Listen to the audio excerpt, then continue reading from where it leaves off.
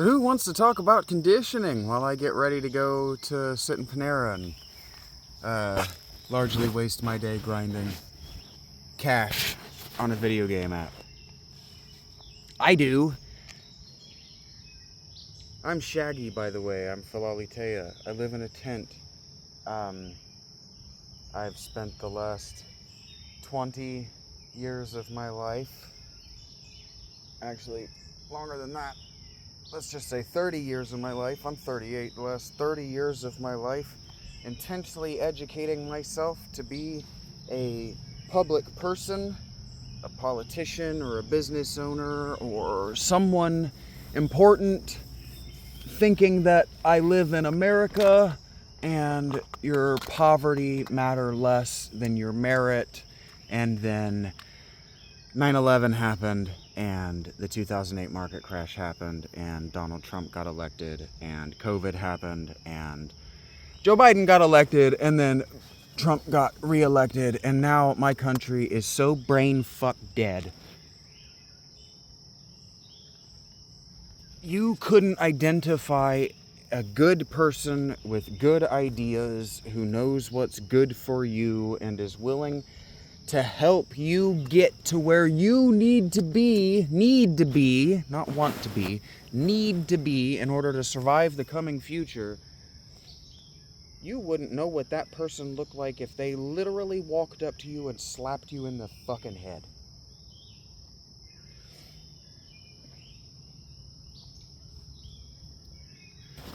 And believe me, I listen to enough conversations in public that the impulse to introduce myself to people by walking up and slapping them in the fucking head and telling them that what they said was just so stupid that they need to go back to kindergarten like Billy Madison and fucking start over. I used to have dreams about that. Which means that my brain was processing and making sure that I had learned everything that I was meant to learn as a child properly. If I'm having stress dreams about being an adult man in kindergarten or first grade or wherever, re-engaging with this information. I am readjusting my bandages, and I don't care that this isn't particularly visually pleasant to watch. I find the random herky jerk and, oh, this is not good, and actually does kind of make the viewer motion sick of it all. I find it all amusing because I watch myself and I'm just like, God, you're so much worse at this than everybody else who's doing it. Why are you doing this? And then I remember, oh yeah, I'm doing this because I'm so much worse at this part of it all than everybody else. This part is the part that I never wanted to learn. That's what I'm telling you. I never thought that I was going to need to do it into a microphone by myself, because I thought that by now in my life, by the time that I started doing it, I would have a team of professionals that would let me just be the charming, tweed-wearing, absent-minded academic, so I could just be cute in front of the camera and somebody else could do the work of making me likable.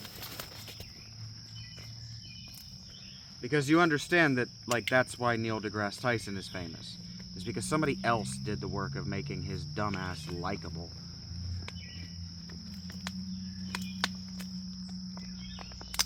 Because he works in a public institution. He's not just a scientist. He doesn't just work for Netflix.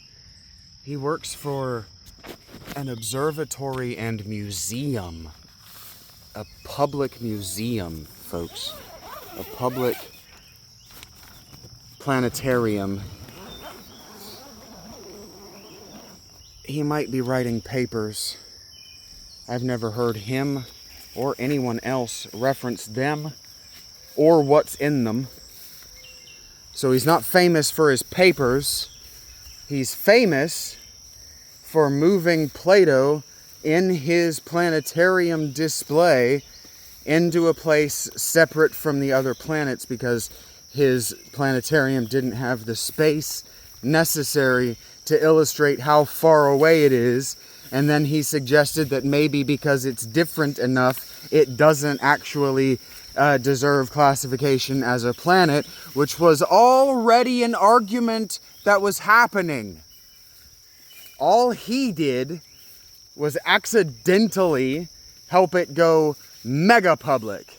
Because he did that, some science journalists published about it, bitching about it, that they didn't understand why. And then it became viral.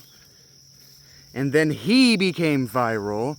And in an effort to recoup not just his image, but the image of his observatory to public jagoffs who care about and anthropomorphize the planet Pluto because a little white girl named it after the Disney dog. And astronomers thought it was funny that Pluto is also the name of Hades in Latin. So it stuck. But it's not a planet in the same way as the rest of the solar system. And refusing to understand that just because you grew up with it in the list, the numbered list of celestial bodies adjacent to or surrounding our sun, being upset about it only means that you are unable to learn. You're not taking in new information.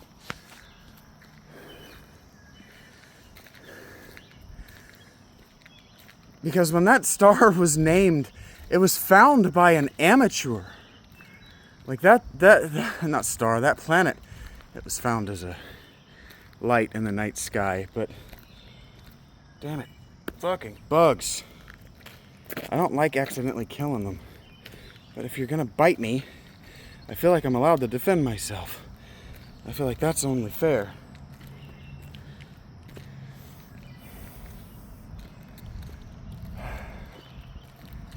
That planet, if you know the story, and the thing is, like, this is why I get so agitated and I get so angry, is like, I grew up in the 90s, and all anybody ever said about the internet, I could not wait to get on the internet. I was on the internet as soon as possible, 1997 at the earliest, and all I remember is everybody talking about how it was going to be the ultimate teaching tool. You're going to have all the information in the world, everything available right there at your fingertips, easily accessible. And so I was an early adopter of Google. I got real good with the Google search engine in high school, so before 2005. And it's only gotten better since. Now you can actually ask it questions and it'll respond to you with an AI personality to help you understand what you're getting wrong and why your question was probably not a very good one. And I like that a lot. But where I get angry is that the rest of the world just thought that somebody else was going to do their learning for them. And it's like, if you're going to get mad that Pluto's not a planet anymore, you also need to spend the time to understand the argument. Like the argument, well, it was when I was in school, and so it should be when my kids are in school. You understand that's a religious and dogmatic argument. And so if you're also going to say, well, the pyramids are 30,000 years old, and they're that old, I know they're that old because that's what I was taught in school, and everything we were taught in school must be wrong. Your arguments contradict yourself as you make them. And so, like, on some level, I'm saying do better, man. Do better. You got to do better. It's so easy. It is so easy. So simple. And learning it really is so easy. It's just a matter of being willing to be wrong. As soon as you're willing to go, oh, I was wrong about that, you've learned. Because being wrong and identifying where you were wrong, that's a survival mechanism. Your brain needs that.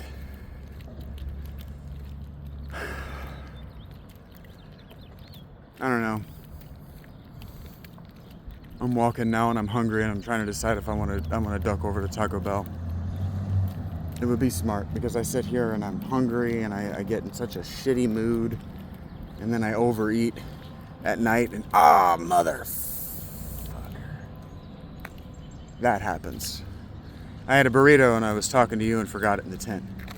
So that's not going to be good when I get back to the tent. So I accidentally wasted $3 yesterday.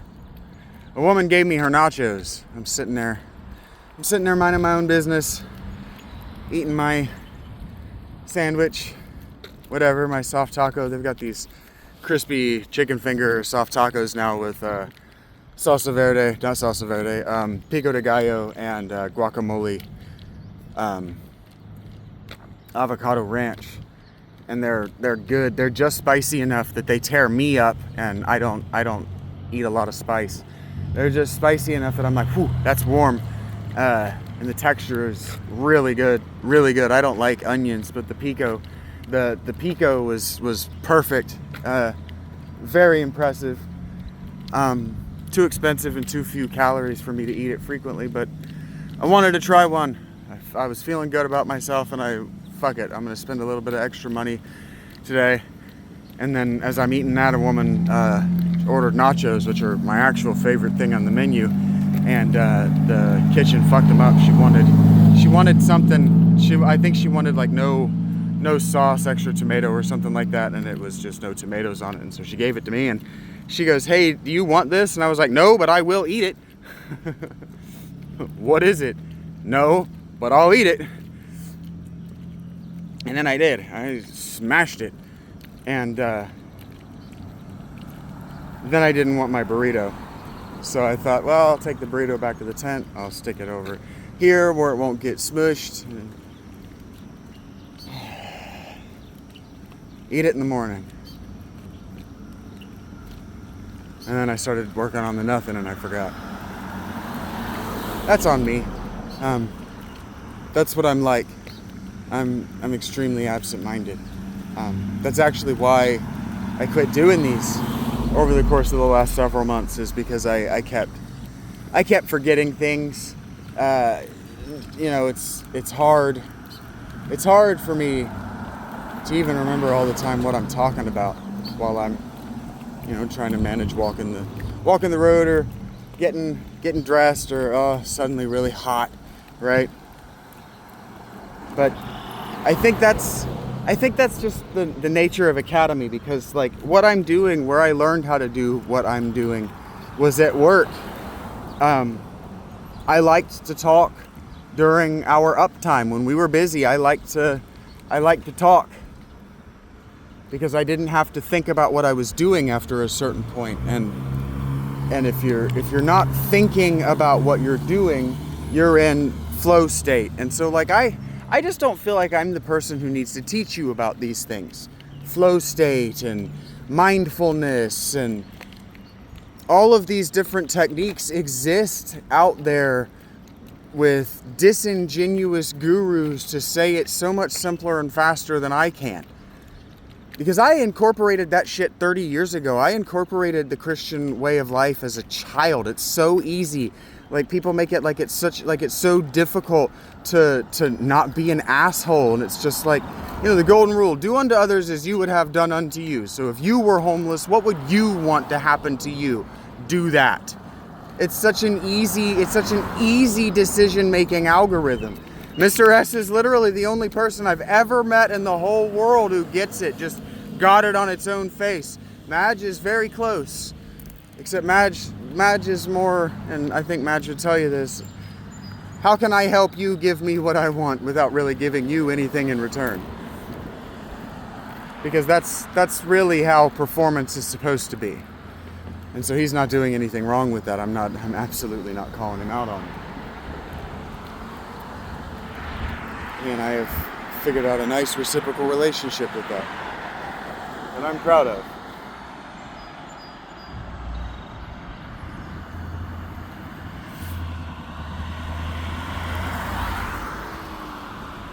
I don't know. I don't remember why I don't even remember why I started doing this. Walking is just so good for the brain. The repetitive pattern of the feet moving, the world passing by you, having to stay talking about flow state, having to stay just locked in on what you're doing and concentrating on the world around you just enough. It allows me to recreate that environment, that work environment that I'm talking about, where there's lots of shit going on, but I'm processing it I'm processing it in real time and flow speed at flow state. So like there's no English language processing happening between eyes and hands. It's all just the neurons doing their thing, and then I can allow the speech and the thinking part of my brain to just go wherever it wants.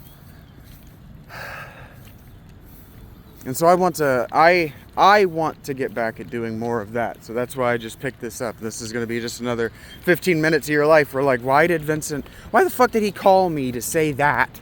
Why the fuck did I get a notification? And that's the point. That's the point. I want you doing this to your friends instead of love bombing them. I want you doing this to the girls that you want to love you, this to the boys that you want to love you, instead of avoiding one another or giving one another these silly, passive-aggressive, manipulative glances. Share openly with one another. Even if at the end of the day and you look back and you listen to yourself and you're like, oh, I was just reaching out because I missed you. Take care of yourself and have a good day.